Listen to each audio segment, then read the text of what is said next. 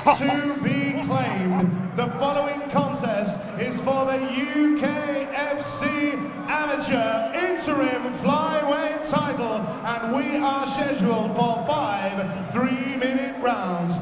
It is time to meet the fighters. Introducing first, fighting out of the blue corner. This man has an amateur record of 4 wins and 1 defeat, representing Dragon's Lair MMA. It's Jack Eglin.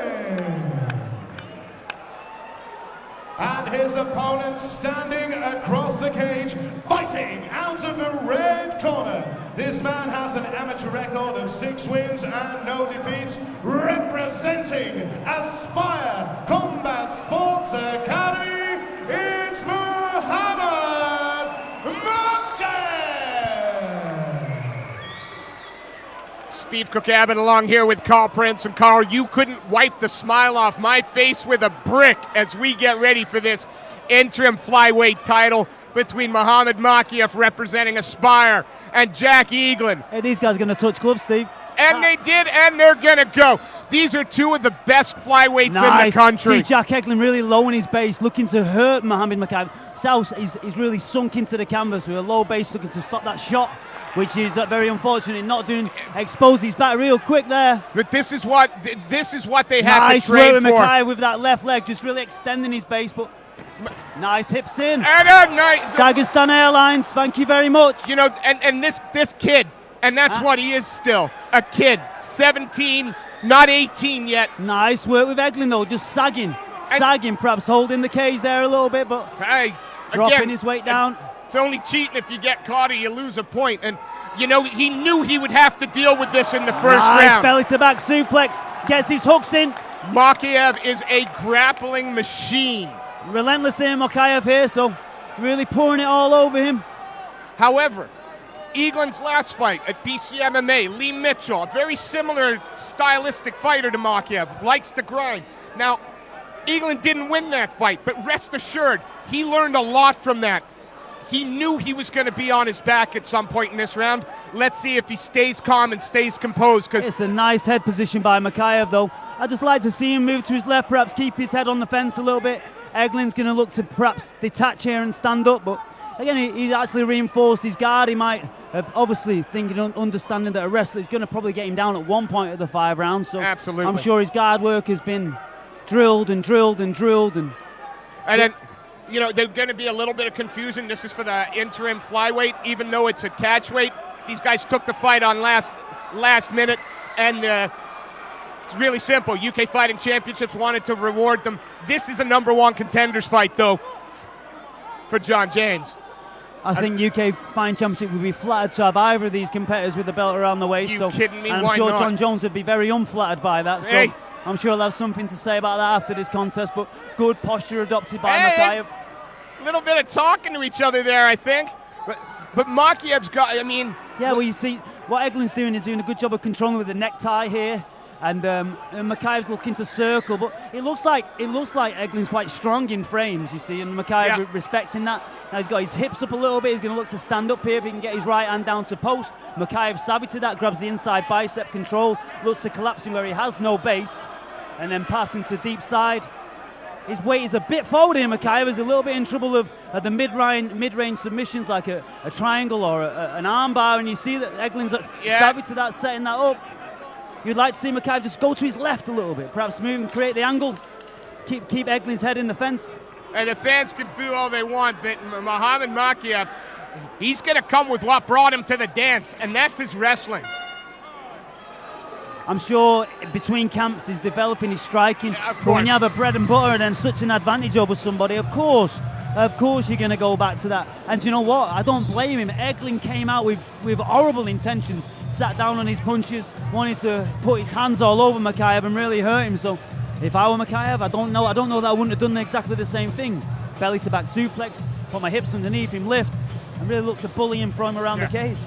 Well, in the corner now, you've got Dean Garnett speaking with Muhammad Mokaev. Aspire becoming like the UK's version of Alpha Male. All young coaches, all small weight class.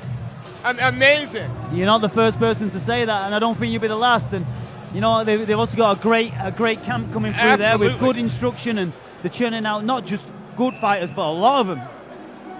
And of course, in the corner of Eglin, you got UFC middleweight Brad Scott, who ain't afraid of a brawl, ain't afraid of a fight. So you can rest assured he was telling him we expected this. Water trickles downhill, Steve. We were expecting this. Look at Eglin's base, so I'm a real big fan of this. He understands that he's going to have to sprawl a little bit, and when he hits Mokaev, he's going to have to hit him hard. He's really finding it. He's got 5 rounds to land one punch. That is his game plan. And Mokaev has 12 more minutes to clinch, control, and pressure. Yeah, or maybe look to emanate his own strikes. Nice right hand. Hurting with a jab there. Yeah. See, when you're in that pro boxing stance, boxing from the crouch, everything like right hand over the top of that left hook from Mokaev. Mokaev just has a bit of a habit of throwing a lazy left hook. Yeah. I think, Eglin hits like a Mack truck. I don't care what anybody nice says. entry though, that single leg. Once that was up, he was down. There's no two ways about that. But again, this is what has marked Mokaev as just a little bit different from his peers, and that's that just amazing wrestling. It's not great. The wrestling is top draw. 100% of a fight starts on the feet. Every single fight starts on the feet. And if you can impose your will and make sure that your opponent cannot never get up, then it's not even a fight. No. It's your fight. And that's Mokaev's way to win. And as long as he understands that, that's fine. And everyone's got to find the answer. Absolutely. It's not up for him to do something different. If you can't answer the fact that he's going to be relentless, taking you down, belly to back suplex, single legs, just good pressure, good head position. But Eglin doing a good job of opening his guard, creating angles, threatening from the bottom. I'd like to see him look to sweep. There we go. And maybe even submit. Just a threat. Keep Mokaev guessing. Am I going to stand up? Am I going to sweep? Am I going to throw up at the high guard and look for a triangle? Or too many people like to play guard and just threaten submissions. There's only one threat to worry about. You got to strike, submit, stand up. Again. Good use of the overhook though there by Eglin, really tying down Mokaev and frustrating him. You see where he's tripoded up there to relieve the pressure of that arm, but really struggling to do so. You see that Eglin has quite long arms, which makes his levers obviously very long, and he's going to be strong at the end of a lever, so within his armpit or at the end of a wrist. And now Mokaev looking to pass. It's difficult to pass there up against the fence. I'd like to see him throw that right hand a little bit more rather than just cross-face, but you see he's really searching for that inside wrist. But Eglin's savvy to that, not putting his forearm down. He's doing a good job of, let's see, now his forearm's down, but he's on that post.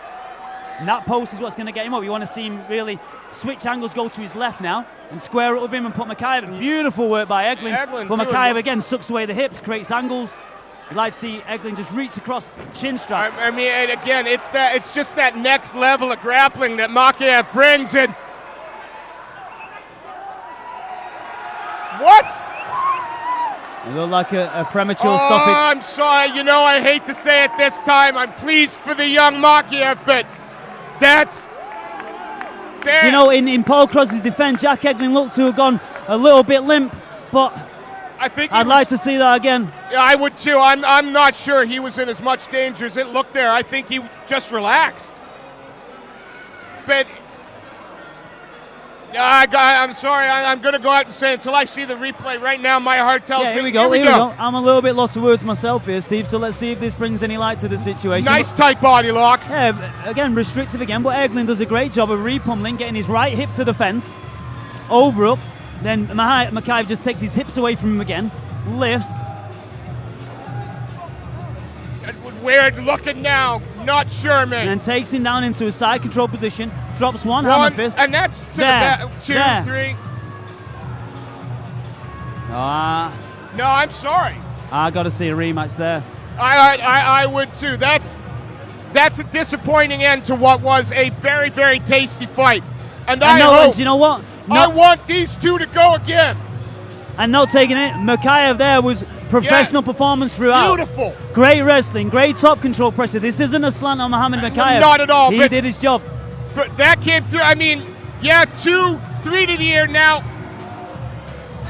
Yeah, now I watch it again and I go, how many more before the referee has to step in? He looked like he did go a little bit limp on the first watch. I just don't know. So what I'm going to do is rescind what I've just said and give all credit to the referee because he's the guy keeping the it Dragon's Lair safe. team have come in visibly animated and upset with the stoppage, but again, that's, you know, if a referee makes what people consider to be a mistake while keeping a fighter safe, I gotta say it, I'd much rather him make the mistake than... Is it a mistake under those parameters? That's the question. But no, I'm listen, Muhammed Mokaev, for all 6 minutes of that fight, was world level with his wrestling, his use of his overhooks, underhooks, fantastic. Eglin's going to be disappointed, but nothing to hang your head down there. He wants his hat. Our fighters in the cage this evening. And so we have a winner, 2 minutes and 25 seconds into round number 2. Your winner by TKO, and now UKFC Amateur Flyweight Champion in the red corner, Muhammed Mokaev. Muhammed Mokaev not only takes home the UK Fighting Championship, it's his first bout under new coaches and instruction at Aspire, adding new hardware to their gym. Jack Eglin will come again. Will come again. Absolutely he will. And Muhammed Mokaev now has a date with the UK Fighting Championships Amateur Flyweight Champion, John Jameson. I can't wait. We've got two characters there, they're going to go at it. I think we're going to go to some words with Muhammed Mokaev in the cage right now, Steve. Beautiful.